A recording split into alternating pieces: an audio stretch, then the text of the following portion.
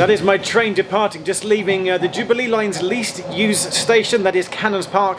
I've been there before, but what I've not done a video about specifically is the top of the Jubilee line, at the top of the tube map in the depth of Zone 5, which is where we're going to the end of the line at Stanmore. The next station is Stanmore. And this video is sponsored by Surfshark VPN. More on them in a moment. I believe I'm right in saying, from the windswept platform here of Stanmore, that there's a Stanmore Station in Sydney, Australia as well. Do let me know in the comments if that is true. The one here, the etymology of the word, there was an old Roman settlement here. It was called Stony Mere for a while, if you want to go back and dig through your history. If you want some tube history, then you should also know that this was not always part of the Jubilee line. Here's a map. When Stanmore Station opened in 1932, it was initially part of the Metropolitan Railway and Line. And it's worth noting that at the time, nearby Stanmore Village Station was a branch line between Stanmore and Harrow and Wealdstone. Stanmore was transferred over to be part of the Bakerloo line just 7 years later in 1939. The popularity of direct trains to central London meant that the Stanmore Village Station closed in 1952. But for more on that, watch my Lost Railways of London video that's linked right now. And then finally, Stanmore and the whole branch down to Baker Street became part of the brand new Jubilee line when that opened in 1979.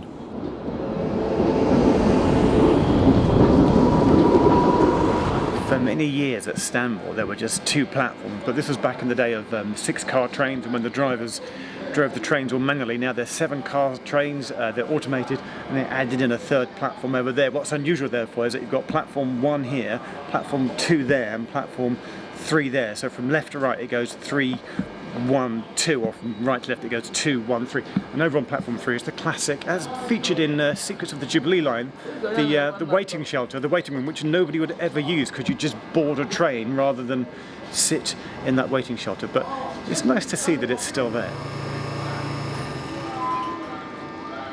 When I was at Edgware, there was like a split bench situation. I did a hilarious 2-shot with 2 Geoffs. Second Geoff's not here today, just me, just the one Geoff. But I will put up here some graphics, the hilarious anagrams that we came up with for Stanmore. Run Stanmore through an anagram generator, and you come up with no master, roast men, 1 trams, manaset, and mean sort. If you have any to add to that, please put them in the comments below.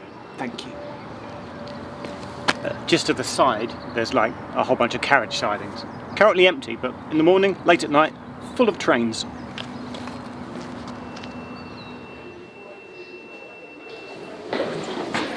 Six, 47, 48 steps, if you're counting, which I am, from the top to the bottom.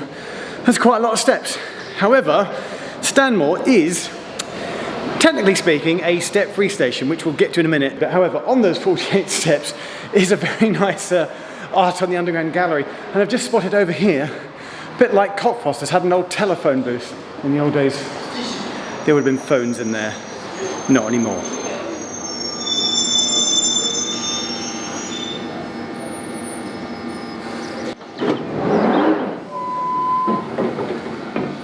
Stanmore Station does have a lovely cute village feel to it. A little ironic when you consider that it killed off the other Stanmore Station, which was actually called Stanmore Village.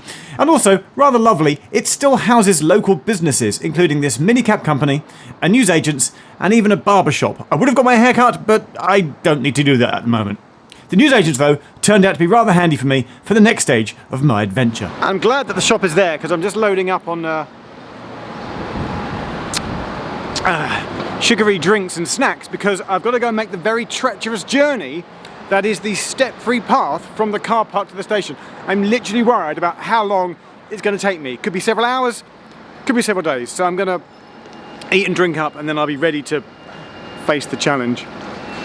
Yes, as the sign says, car park and step-free route is this way, because there is a footpath here. It's just that it just goes on forever.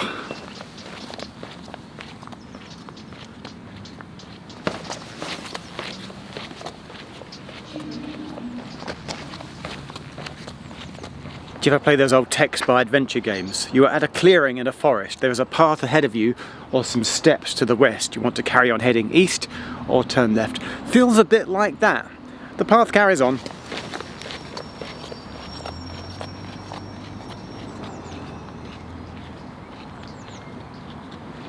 So I want to say it's taken about 20 minutes to get to the end of the path, but that is a joke. It hasn't taken that long, but it does just feel slightly convoluted.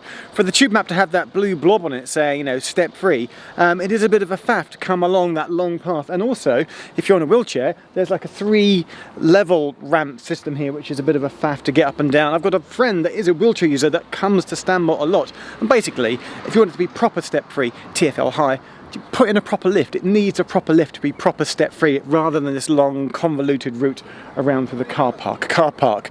Tick that off your bonus, off your bingo sheet rather. A 300 space car park, which I keep hearing they're threatening to sell off to turn into housing. Would you rather housing or would you rather a car park? But Stanmore also does have a car park. Tick. So we're going for a little wander. I've crossed the road, you can see the station behind me, and I'm going up this perfectly straight road here. Now some people have said to me in conversation, because they've looked on Google Maps, it looks a bit like sort of when High Barnet might have been extended. Were there any plans, Geoff, people asked, to extend Stanmore? Is this an old path that was once reserved for the railway? As far as I know, there were no plans to ever extend beyond Stanmore. If you know different, please let me know. But all this is, as far as I'm aware, is Kerry Avenue, which I'm walking up for the first time in my life, because I'm told that there is a really good view at the top of Stanmore County Park up ahead. And whilst I do that walk, we will briefly hear from today's sponsor.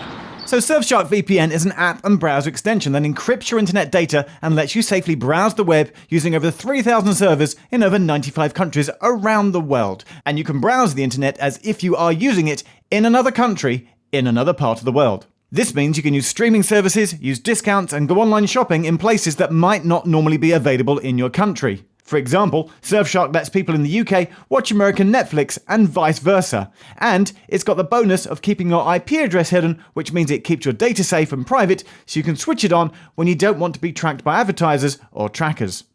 And you can subscribe with just one account, and with that, you can use Surfshark on all your devices, computers, phones, and tablets, which is why you should click on the link in the description below and use the code Geoff, Geoff, to get a whopping 83% discount off Surfshark, which includes an extra 3 months for free.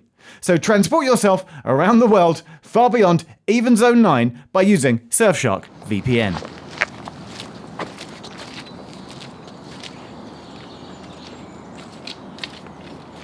And Surfshark VPN even works on mobile devices when you're out and about. According to my map that I'm looking at, I am at Wood Farm London Viewpoint, and there is a sign over there that just says London Viewpoint, and you can indeed see lots of sights all across London, checking out the Wembley Arches right there. So this is a pretty cool place, a walk which I didn't know was here until I googled it in my research. Just 10 minutes from Stanmore Station, walk up through the woods. Bluebells are out at the moment, it's April, it was lovely, very nice, great place, Stanmore County Park, to walk around and come up with this great viewpoint here. And I've just noticed in the background behind me there, is that on the bingo card as well? There's a litter bin, and that reminds me of a fact that somebody once told me, and I just googled it and I just found the link, and I'll put it in the description. There is an FOI, a Freedom of Information request from years back, where somebody once asked TfL which tube station has the most litter bins, and TfL replied saying it is Stanmore Station, but just to be sure, I'm going to go and do a litter bin count before I go home.